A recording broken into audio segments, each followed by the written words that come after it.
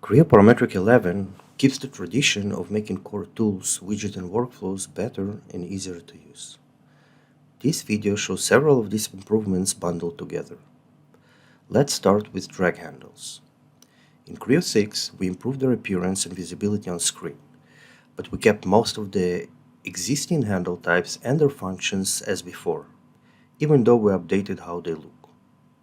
In Creo 11, we build on our previous work in a significant way. All drag handles for feature dimensions in part and Sheetmetal modes were updated in their size, style, and behavior, and we also added new types to better show the association between different dimension types and their handles. But that's not all. As you can see, some drag handle types now have 3D projections, whereas previously all handles were displayed flat to screen. They are projected either on virtual planes, like the new angular handle, or on an actual geometry, like the section or the bend position handles in the example of this flat feature. The purpose of these projections is to assist with various aspects. First, to give more clarity on what the handle does, which is especially useful in complex features with many handles on screen at once. Secondly, to minimize clutter and ensure that only the relevant handles for a specific camera orientation are fully displayed, while the ones that are not useful are not shown or shown with less visibility. But that's not just that. For example, you can now better see the selected references of the reference handles by looking at the screen. Reference handles are now projected on the chosen reference. For surfaces, they are projected onto them, and for edges, they are projected perpendicular to their paths. And finally, projection is also a good way to indicate direction from references for any relevant controls, such as depth or position. The redesigned drag handles now better communicate their purpose by showing useful visual cues instead of just being simple generic images. Next, let's take a look at some improvements in the Creo trees. In Creo 11, we improved workflows for expanding and collapsing of tree branches. Previously, it took some time to expand or collapse branches by multiple levels, because it required double-clicking on a tree branch or clicking the arrow, which meant you had to find them first. To improve this, we added two new commands: expand by level and collapse by level.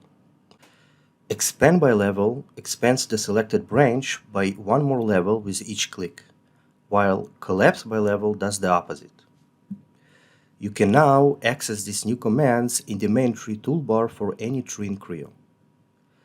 The tree toolbar shows expand by level and collapse all, because they are more common, but you can find expand all and collapse by level under the settings drop menu in all the trees. A notable feature of these new commands is that they depend on selection. This means that they will act on any selected tree node, but if nothing is selected, the action will affect the whole tree instead, which makes it handy to gradually expand or collapse the whole tree, or by contrast, any selected branches. We also added a convenient shortcut. By pressing Shift and the tree expander arrow, we can activate the expand branch and the collapse branch commands respectively. And finally, we updated the collapse all command to keep the first level when applied on the top node of the tree. Another nuisance we addressed in Creo 11 is the renaming process in Creo trees, mainly when there are conflicts or illegal characters. Previously, a conflicting name was simply rejected without a reason beyond duplication, and the system reverted to the original name, requiring re-entering the new name from scratch.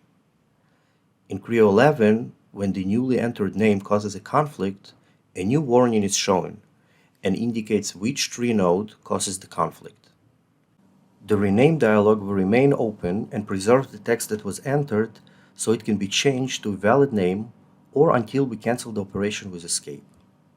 Also, if the new name has space characters, which are currently unsupported, they will be automatically changed to underscored by the system to conform with Creo naming conventions. Finally, let's review two improvements for common user interface components. The first one is file open. Previously, the sorting of files in the File Open dialog was different from what we are used to in Microsoft Windows environments.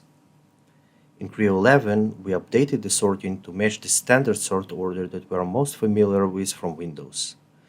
This means that if you sort file names alphabetically, the list will start with file names that have special characters and numbers, followed by those that have letters from the alphabet without separating uppercase and lowercase characters. The second one is about command search. Instead of exiting the search dialog after finding a command to add it to the quick access bar, you can now conveniently do that from the context menu. When you use command search, simply click right mouse button on the desired command and select Add to Quick Access Toolbar from the context menu. This will place the command on the quick access bar without the need of additional UI customization dialogs and steps.